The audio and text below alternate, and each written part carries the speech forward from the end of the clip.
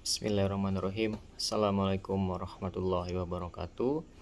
Teman-teman, kembali lagi dengan saya Angga Nur Fardiansa.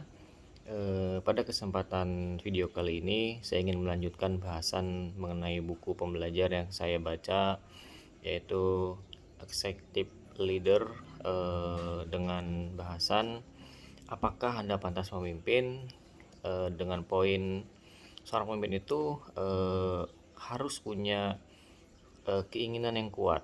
Nah, poin berikutnya itu apakah Anda benar-benar mau dan melakukannya? Oke. Banyak orang yang mampu dan sudah tahu apa yang harus dilakukannya. Namun, untuk benar-benar melakukan membutuhkan kemauan yang kuat. Mereka yang mengatakan mau tidak semuanya mampu, dan yang mengatakan mampu tidak semuanya mau. Inilah sebabnya mengapa tidak banyak orang-orang yang mau dan mampu terus mendaki karirnya sampai kepada tingkat yang diinginkan. Padahal mereka sudah tahu, padahal mereka sudah tahu benar apa yang harus dikorbankan. Semua orang tahu bahwa kemajuan akan bisa kita peroleh bila kita terus meningkatkan pengetahuan dan keterampilan kita. Sedangkan untuk meningkatkan pengetahuan, kita harus bekerja keras dan belajar. Tetapi berapa orang yang secara kontinu terus berusaha meningkatkan pengetahuannya? Ya mungkin tidak banyak. Sebagian besar dari para karyawan lebih suka mencari alasan untuk memanfaatkan dirinya sendiri dengan mengatakan, saya kan sudah capai pekerjaan dari pagi sampai sore, mana pulangnya jauh dan sebagainya lah, tidak ada waktu untuk istirahat dan lain-lain. Nah, pengendalian diri berfokus pada sifat-sifat buruk yang masih ada pada diri kita. Marilah kita mulai dengan kegiatan kita yang paling awal ketika kita bangun pagi. Apakah setiap hari bangun tepat pada waktunya? Berapa waktu yang Anda butuhkan untuk mempersiapkan diri Anda dan berapa waktu yang Anda butuhkan untuk berjalan ke kantor? Setelah Anda hitung, maka Anda tahu bahwa Anda harus bangun pagi pada jam tertentu dan tidak boleh terlambat. Dengan pengalaman dan pengamatan hasil penelitian, masih banyak karyawan yang datang terlambat ke kantor. Keterlambatan karyawan rata-rata sebesar 5-10% dari jumlah karyawan yang ada. Padahal karyawan pasti sudah tahu bahwa terlambat ini mengurangi prestasi mereka. Nah, ini teman-teman, beberapa sifat manusia yang juga mungkin masih kita miliki yang harus kita buang. Apa saja sifat itu ya? Yang pertama, sifat malas. Sebagaimana diterangkan di atas tadi, eh, sifat yang sering mengalahkan kita karena kita cenderung memanjakan diri sendiri. Kita sering dengan mudah mencari alasan-alasan untuk menghindari pekerjaan. Kita lebih memilih hal-hal yang mudah dan menyenangkan sampai suatu saat kita terdesak dengan kebutuhan kita sendiri, baru kemudian kita sadar eh, ke, tentang kekeliruan kita. Namun sayangnya penyesalan selalu datang di belakang sehingga kita sudah kehilangan banyak kesempatan karena hal ini. Yang kedua yaitu sifat malu. Sifat malu adalah perasaan yang seolah-olah membisikkan kepada kita bahwa apa yang akan kita lakukan adalah tidak pantas.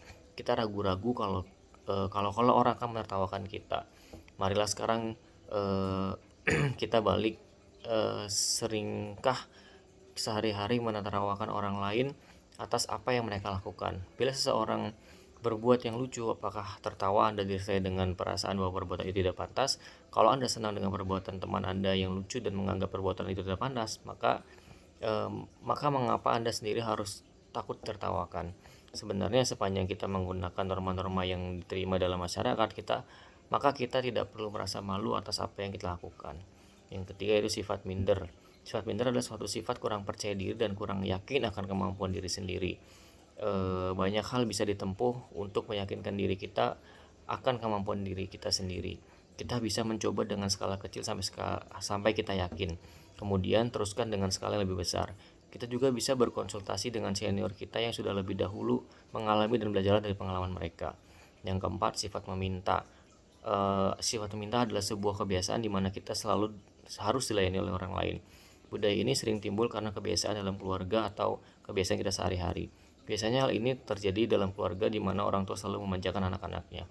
Ketika dewasa kita terbiasa dengan pelayanan orang lain, padahal salah satu tugas kita adalah melayani bukan dilayani. Akhirnya kita menjadi orang yang bergantung pada orang lain dan tidak mandiri.